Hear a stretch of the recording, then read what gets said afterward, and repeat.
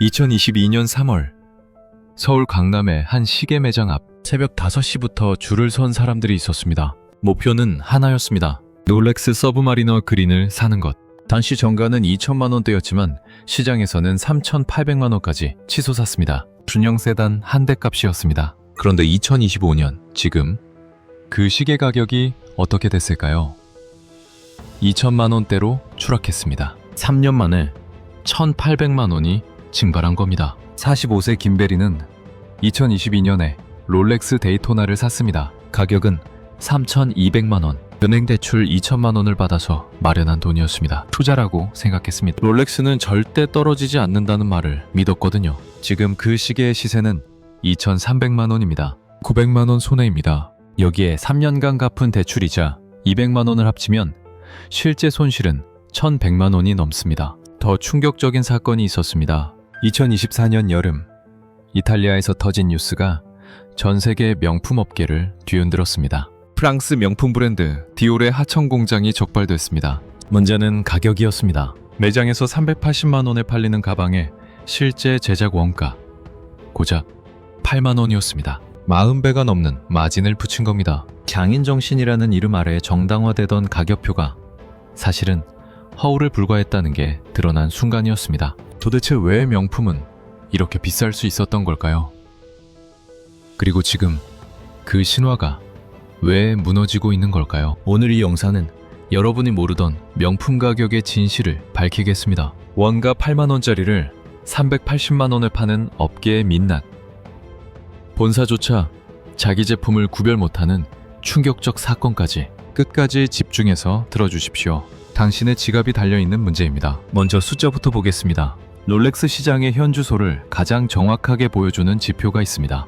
바로 롤렉스 마켓 인덱스입니다. 전 세계에서 거래되는 중고 롤렉스 가격을 모아서 평균 지수로 만든 겁니다. 쉽게 말해 롤렉스 시세의 종합 성적표라고 보시면 됩니다. 이 지수가 2022년에 최고점을 찍었습니다. 그 뒤로 전체 평균 기준 30% 넘게 떨어졌습니다. 인기 모델들은 그보다 더 큰 폭으로 하락한 경우도 많습니다. 대표 모델들의 실거래가를 보면 상황이 더 명확해집니다. 롤렉스의 대표 스포츠 모델인 서브마리너 그린 한때 3,800만 원대까지 치솟았습니다. 지금은 2천만 원대로 떨어졌습니다. 레이싱 시계의 대명사 데이토나 역시 마찬가지입니다. 2021년과 2022년에 웃돈을 주고 구매한 분들은 수백만 원의 손실을 안게 됐습니다. 그런데 여기서 한 가지 짚고 넘어갈 게 있습니다. 같은 기간 다른 자산들은 어땠을까요? 주식시장은 2022년 하락 이후 반등에 성공했습니다. 비트코인도 다시 역대 최고가를 경신했습니다. 금값 역시 꾸준히 올라 사상 최고치를 갈아치웠습니다. 그런데 유독 명품 시계만 계속 떨어지고 있습니다. 배경에는 고금리 환경이 있습니다. 시계 같은 자산은 들고 있는 동안 이자나 배당을 주지 않습니다. 금리가 높아지면 수천만 원짜리 시계를 보유하는 것 자체가 큰 기회비용이 됩니다. 은행에 넣어두면 연 4% 이자라도 받는데 시계는 그냥 손목에 차고 있을 뿐이니까요. 52세 자영업자 박 사장은 2020년에 롤렉스 에어킹을 샀습니다. 가격은 1,500만 원. 안전자산이라고 생각했습니다. 물가가 올라도 경제 위기가 와도 가치가 보존된다고들 믿었거든요. 지금 그 시계의 시세는 900만 원입니다. 600만 원이 증발했습니다. 박 사장은 말합니다. 차라리 그 돈으로 금을 샀으면 지금 2천만 원은 됐을 겁니다. 투자 목적으로 시계를 샀던 사람들이 빠져나가기 시작했습니다. 한때 롤렉스는 안전자산이라 불렸습니다. 롤렉스는 오르기만 한다는 공식이 숫자 앞에서 깨지고 있습니다. 자, 그렇다면 여기서 더 깊이 들어가 보겠습니다. 첫 번째 충격, 원가의 진실입니다. 2024년 여름 이탈리아 밀라노 외곽의 한 공장, 검찰이 급습했습니다. 디올의 하청 공장이었습니다. 발견된 것은 충격적이었습니다. 중국과 필리핀 출신 불법 체류자들이 24시간 쉬지 않고 일했습니다. 작업 속도를 높이려고 기계의 안전장치까지 제거되어 있었습니다. 한 노동자의 일당은 3만 원이었습니다. 하루 12시간 일해서 받는 돈이 3만 원입니다. 핵심은 가격이었습니다. 한 개의 가방을 만드는 데 드는 총 비용, 재료비와 인건비를 합쳐서 8만 원 남짓이었습니다. 그런데 그 가방은 매장에서 380만 원에 팔립니다. 40배가 넘는 마진입니다. 쉽게 계산해 볼까요? 8만 원짜리를 380만 원에 팔면 한 개당 이익이 372만 원입니다. 하루에 가방 10개만 만들어도 순이익이 3,720만 원입니다. 한 달이면 10억이 넘는 돈입니다. 그런데 여기서 끝이 아닙니다. 비올만의 문제가 아니라는 겁니다. 업계 전체가 비슷한 구조로 돌아갑니다. 구찌, 프라다, 루이비통 모두 비슷합니다. 이탈리아나 프랑스에서 만든다고 하지만 실제로는 동유럽이나 아시아 하청 공장에서 생산됩니다. 메이드 인 이탈리아라는 라벨이 붙지만 실제로는 중국인 노동자가 만든 겁니다. 법적으로는 문제가 없습니다. 최종 조립만 이탈리아에서 하면 메이드 인 이탈리아를 붙일 수 있거든요. 55세 주부 이 여사는 작년에 샤넬 클래식백을 샀습니다. 가격은 900만 원. 딸 결혼식에 메고 가려고 마련한 돈이었습니다. 매장 직원이 말했습니다. 프랑스 장인이 한 땀 한 땀 수작업으로 만든 겁니다. 이 여사는 믿었습니다. 그래서 900만 원이라는 가격도 납득했습니다. 그런데 나중에 알고 보니 실제로는 루마니아 공장에서 대량 생산된 제품이었습니다. 장인 정신이라는 이야기는 마케팅일 뿐이었습니다. 더 무서운 건 이겁니다. 소비자들이 이 진실을 알게 되면서 태도가 바뀌기 시작했다는 겁니다. 예전에는 비싸니까 좋은 거라고 생각했습니다. 지금은 이 가격이 합리적인가를 먼저 묻습니다. 브랜드가 말하는 가치와 실제 원가 사이의 차이를 인식하게 된 겁니다. 그리고 그 차이가 지나치다고 느끼는 순간 지갑을 닫습니다. 두 번째 충격, 가품의 역습입니다. 명품 시계 시장을 뒤흔드는 위협이 있습니다. 바로 가품입니다. 그런데 요즘 등장하는 가품은 과거와 차원이 다릅니다. 업계에서는 슈퍼클론이라고 부릅니다. 주로 중국에서 제작되는 이 고급 짝퉁들은 아주 미세한 단위까지 정밀하게 복제됩니다. 육안으로는 물론이고 웬만한 장비로도 구별이 어렵습니다. 시계 내부에서 작동하는 기계 장치까지 정교하게 따라 만듭니다. 가격을 보면 더욱 놀랍습니다. 롤렉스 서브마리너 정품은 2천만 원입니다. 슈퍼클론은 100만 원에서 200만 원 사이입니다. 정품의 10분의 1 가격입니다. 그런데 겉으로 봐서는 거의 구별이 안 됩니다. 무게도 비슷하고 광택도 비슷합니다. 심지어 시계를 열어서 내부를 봐도 헷갈릴 정도입니다. 더 큰 문제는 전문가조차 속는다는 겁니다. 온라인에는 시계 감정사들이 진품과 가품을 비교하는 영상이 넘쳐납니다. 놀라운 건 그 전문가들도 판정을 번복하거나 확신하지 못하는 경우가 많다는 사실입니다. 수십 년 경력의 감정사가 현미경으로 들여다봐도 답을 내리기 어려운 가품이 등장한 겁니다. 더 충격적인 사건이 있었습니다. 롤렉스 코리아 공식 서비스 센터에서 벌어진 일입니다. 48세 회사원 정 씨는 자신의 롤렉스 서브마리너를 점검 맡겼습니다. 900만 원 주고 산 시계였습니다. 센터에서 가품 판정을 내렸습니다. 정 씨는 놀랐습니다. 공식 매장에서 산 건데 어떻게 가품일 수 있냐고 항의했습니다. 그런데 이후 다시 검사한 결과 진품으로 확인됐습니다. 문제는 이 과정에서 시계가 훼손됐다는 겁니다. 브랜드 공식 서비스 센터가 자기네 제품을 제대로 감별하지 못하고 오히려 손상까지 입힌 셈입니다. 이 사건이 던지는 메시지는 무겁습니다. 만든 회사조차 자기 제품을 구별 못한다면 소비자가 비싼 돈 주고 산 정품의 의미는 무엇일까요? 진품이라는 확신을 가질 수 없다면 그 시계에 2천만 원의 가치를 매길 근거도 사라집니다. 가품 기술이 진품을 따라잡는 순간 명품의 가치는 근본부터 흔들립니다. 희소하다는 개념 자체가 힘을 잃기 때문입니다. 진짜인지 가짜인지 알 수 없는 물건에 웃돈을 낼 사람은 없습니다. 정품의 의미 자체가 희미해지고 있습니다. 세 번째 충격, 심리 조작의 비밀입니다. 자, 그렇다면 근본적인 질문을 던져야 합니다. 롤렉스는 애초에 어떻게 스테인리스 스틸 덩어리를 2천만 원에 팔 수 있었을까요? 스테인리스 스틸은 녹이 잘 슬지 않도록 철을 섞어 만든 합금입니다. 주방 싱크대나 식기에도 흔히 쓰이는 재료입니다. 재료비와 제작비만 따지면 그 가격은 설명되지 않습니다. 그 비밀은 바로 심리학에 있습니다. 명품 브랜드들이 수십 년간 다듬어온 가격 책정 기술입니다. 첫 번째는 베블런 효과입니다. 미국 경제학자 베블런이 발견한 현상입니다. 보통 물건은 가격이 오르면 찾는 사람이 줄어듭니다. 그런데 명품은 반대입니다. 비싸질수록 더 잘 팔리거든요. 왜 그럴까요? 비싼 가격 자체가 남들에게 자랑하는 수단이 되기 때문입니다. 쉽게 설명해 드리겠습니다. 100만 원짜리 시계를 찬 사람과 2천만 원짜리 시계를 찬 사람이 있습니다. 기능은 똑같습니다. 둘 다 시간을 정확하게 알려줍니다. 그런데 사람들은 2천만 원짜리를 찬 사람을 다르게 봅니다. 성공한 사람이라고 생각합니다. 2천만 원을 손목에 찰새 찰 수 있다는 것 자체가 경제적 능력의 증거가 되는 겁니다. 비싸면 비쌀수록 과시효과가 커집니다. 비쌀수록 갖고 싶어 보이고 갖고 싶어 보이니까 더 비싸게 팔 수 있는 구조가 만들어집니다. 38세 회사원 최 씨는 작년에 롤렉스 데이토나를 샤천 만원에 샀습니다. 친구들과 모임에 나갈 때마다 손목을 내밀었습니다. 이거 데이토나야. 4천만 원 줬어. 친구들이 감탄했습니다. 최 씨는 기분이 좋았습니다. 4천만 원이라는 가격이 자신의 성공을 증명해 주는 것 같았거든요. 두 번째는 스토리텔링입니다. 이야기를 입힌다는 뜻입니다. 명품 브랜드들은 제품의 기명을 팔지 않습니다. 이야기를 팝니다. 100년 전통의 잔인정신, 한 땀 수작업으로 완성되는 예술품, 세대를 넘어 물려주는 유산이라는 서사를 씌웁니다. 소비자는 시계를 사는 게 아니라 그 이야기를 삽니다. 평범한 금속에 환상의 옷을 입히는 기술입니다. 롤렉스 광고를 보면 이런 문구가 나옵니다. 아버지에게서 아들로 세배를 잇는 시간. 에베레스트 정상에 오른 등반가가 롤렉스를 차고 있습니다. 치매 잠수부가 롤렉스를 차고 바닷속으로 들어갑니다. 이런 이미지들이 쌓이면서 롤렉스는 단순한 시계가 아니라 도전과 성취의 상징이 됩니다. 사실은 그냥 시간 보는 도구인데 말이죠. 50세 의사 한 씨는 아들 대학 입학 선물로 롤렉스를 샀습니다. 가격은 1,800만 원. 한 씨는 말합니다. 이 시계를 차고 있으면 네 할아버지가 함께한다는 걸 느낄 거야. 우리 집안의 전통이란다. 아들은 감동했습니다. 사실 할아버지는 롤렉스 같은 거 차본 적도 없는데 말입니다. 스토리텔링의 힘입니다. 없던 전통도 만들어내는 겁니다. 세 번째는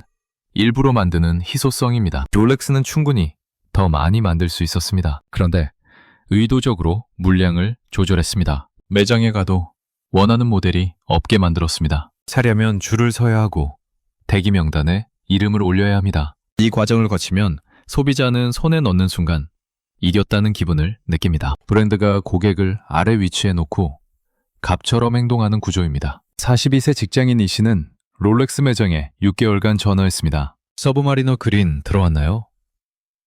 매번 똑같은 대답이 돌아왔습니다. 아직 입고가 안 됐습니다. 7개월째 되던 날 드디어 연락이 왔습니다. 물건 들어왔습니다. 3일 안에 안 오시면 다음 분께 넘어갑니다. 이 씨는 휴가를 내고 달려갔습니다. 2,200만 원을 현금으로 내고 시계를 샀습니다. 집에 돌아와서 시계를 보는데 눈물이 났다고 합니다. 7개월을 기다렸으니까요. 이게 바로 희소성 마케팅입니다. 기다림이 길수록 가치가 높아 보이는 겁니다. 결국 우리가 산 건 시계가 아니었습니다. 나도 성공한 사람이다.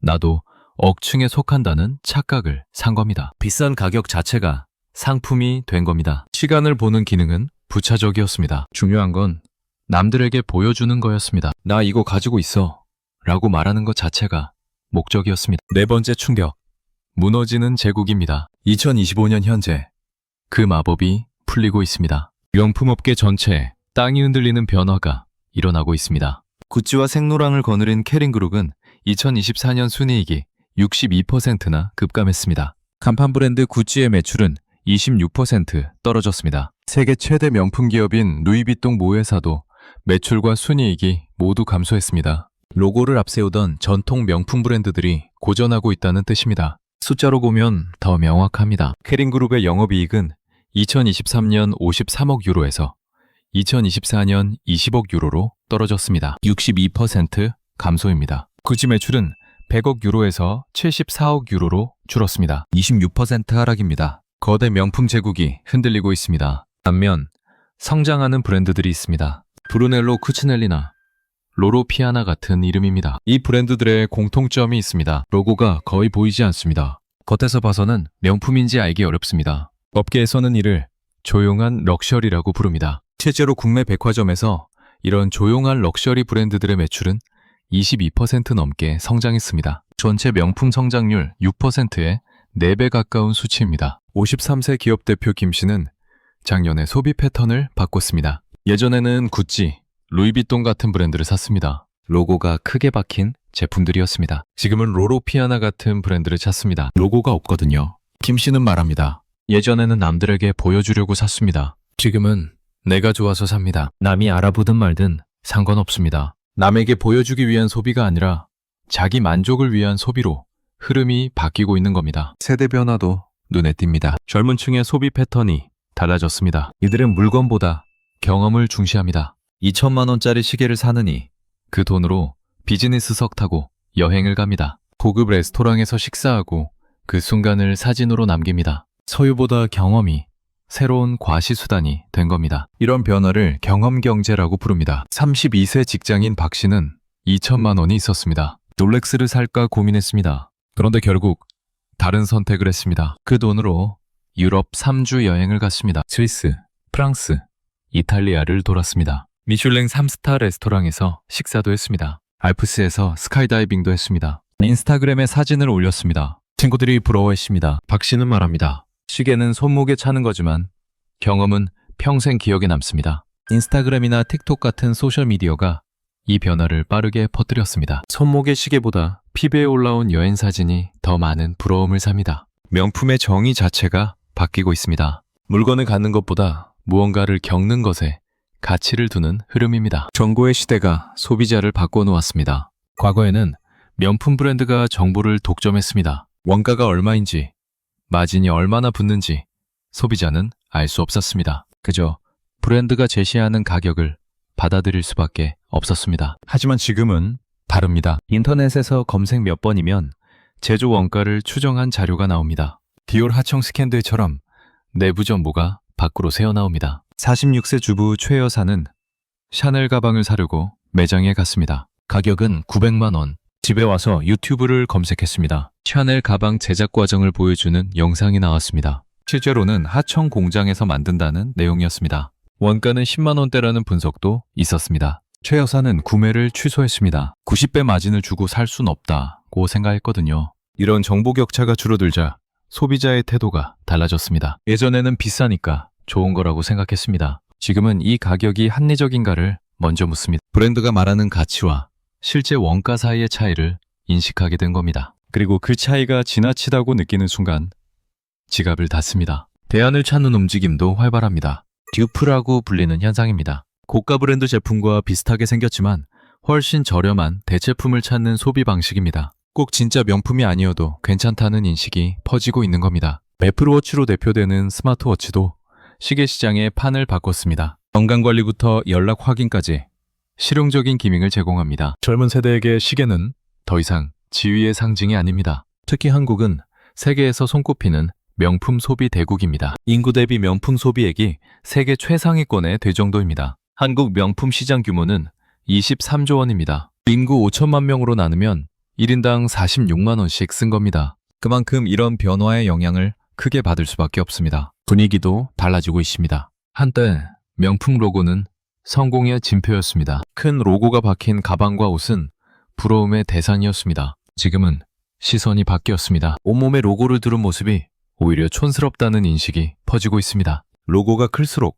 허세로 보인다는 겁니다. 진짜 부자는 티를 내지 않는다는 말이 새로운 기준이 되고 있습니다. 소비자들이 호구가 되기를 거부하기 시작했습니다. 롤렉스는 이런 위기를 강제하고 대응에 나섰습니다. 그런데 그 방식이 논란을 낳고 있습니다. 가장 먼저 눈에 띄는 건 생산량 확대입니다. 롤렉스는 대규모 투자를 통해 새로운 공장을 짓고 있습니다. 오랫동안 지켜온 제한 생산 전략을 포기하겠다는 신호입니다. 물량을 늘려 공급 부족 현상을 해소하겠다는 뜻으로 읽힙니다. 언뜻 보면 소비자에게 좋은 소식 같습니다. 매장에서 원하는 모델을 바로 살 수 있게 될 테니까요. 그렇지만 이면을 보면 이야기가 달라집니다. 롤렉스 가격에는 희소성이 큰 몫을 차지했습니다. 갖고 싶어도 못 사는 시계라는 이미지가 가격을 떠받쳤습니다. 생산량이 늘면 이 마법은 풀릴 수밖에 없습니다. 비슷한 전례가 있습니다. 자동차 업계의 포르쉐입니다. 포르쉐도 한때 생산량을 제한해 희소성을 유지했습니다. 2000년대 초반 포르쉐 연간 생산량은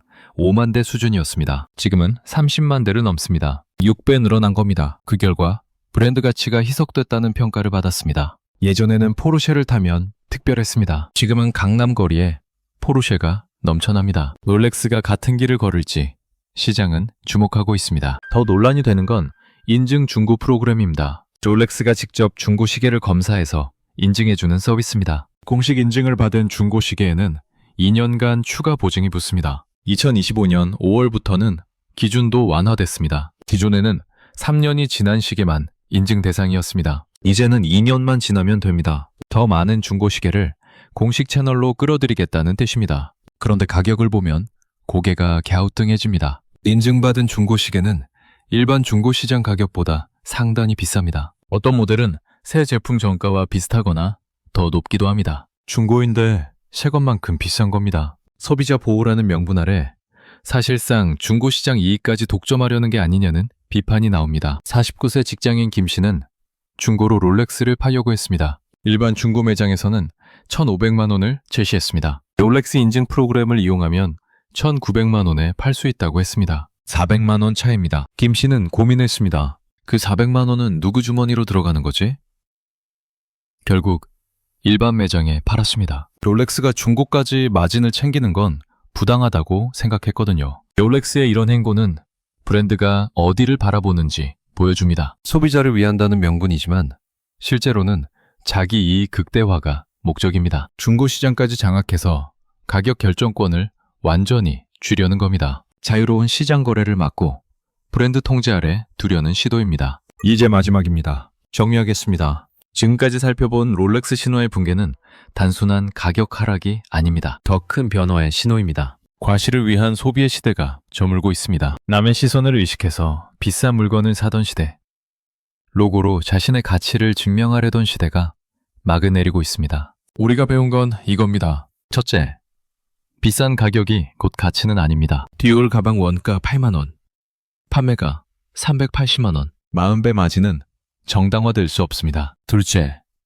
브랜드가 만든 이야기는 환상일 뿐입니다. 장인정신이라는 말 뒤에 불법 노동자와 대량 생산 공장이 숨어 있었습니다. 셋째, 희소성은 조작될 수 있습니다. 롤렉스는 더 만들 수 있었지만 일부러 안 만든 겁니다. 줄 서게 만들어서 가치를 높인 겁니다. 그렇다면 우리는 어떻게 해야 할까요? 세 가지만 기억하십시오. 첫째, 정보를 찾으십시오. 브랜드가 말하는 가격을 그대로 믿지 마십시오. 인터넷에서 검색하면 원가 정보가 나옵니다. 제조 과정을 보여주는 영상도 있습니다. 알고 사는 것과 모르고 사는 건 다릅니다. 속지 마십시오. 둘째, 진짜 가치를 찾으십시오. 남에게 보여주기 위해 사지 마십시오. 자신이 진정으로 원하는지 물어보십시오. 손목의 시계가 행복을 주나요? 아니면 남의 부러움이 행복인가요? 진짜 행복은 소유가 아니라 경험에서 옵니다. 2천만 원으로 할 수 있는 일이 얼마나 많은지 생각해 보십시오. 셋째, 대안을 고려하십시오. 꼭 명품이어야 할 이유가 있나요?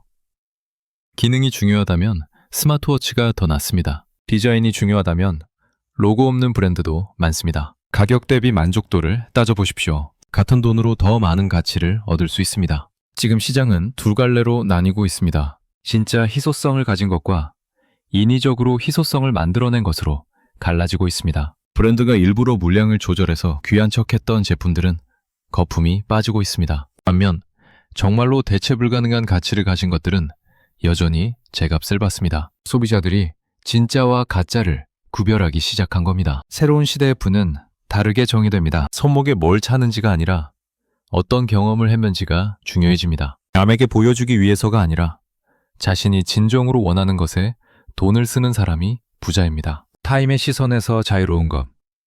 그것이 진짜 럭셔리가 되는 시대입니다. 물론 롤렉스가 완전히 사라지지는 않을 겁니다. 여전히 시계를 좋아하는 분들이 계시고 기계식 시계만의 매력은 분명 존재합니다. 태엽이 감기고 톱니바퀴가 맞물려 돌아가는 그 정교함을 사랑하는 마음은 진짜입니다. 다만 투자 자산으로서, 신분 상징으로서 롤렉스의 위상은 예전 같지 않을 겁니다. 시장은 이미 그 방향으로 움직이고 있습니다. 이제 선택은 각자의 몫입니다. 브랜드가 만들어낸 환상에 계속 2천만 원을 지불할 것인지, 아니면 자신을 위한 진짜 가치에 투자할 것인지. 가격표가 곧 가치는 아닙니다. 비싸다고 좋은 것도 아닙니다. 여러분의 지갑은 여러분이 지켜야 합니다. 남의 말에 속지 마십시오. 브랜드의 마케팅에 넘어가지 마십시오. 오늘 이 영상을 본 여러분은 이제 진실을 알았습니다. 원가 8만 원짜리를 380만 원에 파는 업계, 자기 제품도 구별 못하면서 2천만 원을 요구하는 브랜드, 비싸면 좋은 것이라 믿게 만든 심리 전략까지. 이 구조를 알고 나면 같은 눈으로 보기 어렵습니다. 모르는 게 약이 아닙니다. 아는 것이 힘입니다. 이제 당신은 깨어있는 소비자입니다. 오늘부터 달라지십시오. 속지 마십시오. 당신의 돈은 당신이 지켜야 합니다.